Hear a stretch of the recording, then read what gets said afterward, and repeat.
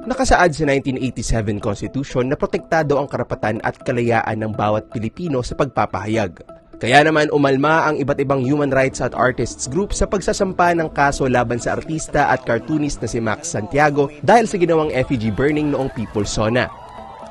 Ayon sa complaint na isinampa ng Quezon City Police District, labag daw ang ginawang protest art sa Ecological Waste Management Act at Clean Air Act.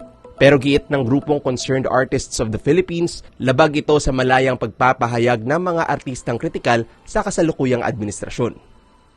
Ang camp naninindigan kami na isa itong harassment suit against Max Santiago, against the organizations that he belongs to, and against the people in general. Ang mga attacks tulad ng legal harassment, political repression, yung tinatawag na strategic lawsuits against public participation or harassment suits. These attacks are all signifiers of political repression by the state. May ibang mga gawain pa raw na bumabangga sa free expression, gaya ng red tagging, trolling at pagpapakalat ng disinformation. Pinipigilan daw kasi ng mga ito na malaya makapagpahayag ang ordinaryong tao.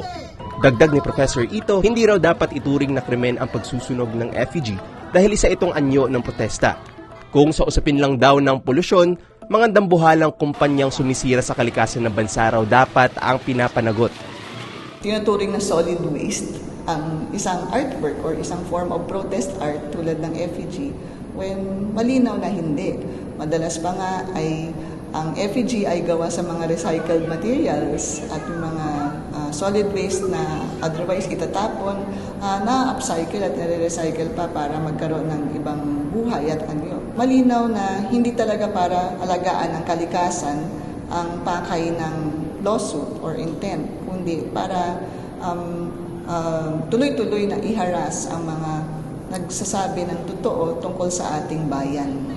Imbes daw na kinakasuhan ang mga taong nagpapahayag ng kanilang hinaing sa gobyerno, dapat pinakikinggan at inaalam ng pamahalaan kung saan nanggagaling ang mga puna ng mga Pilipino.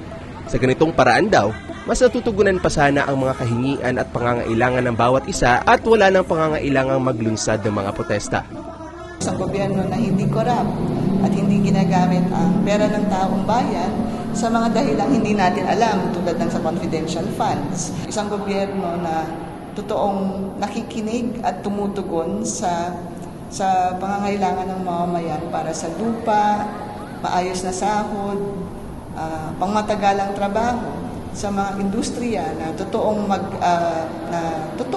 Pilipino at totoong sa atin.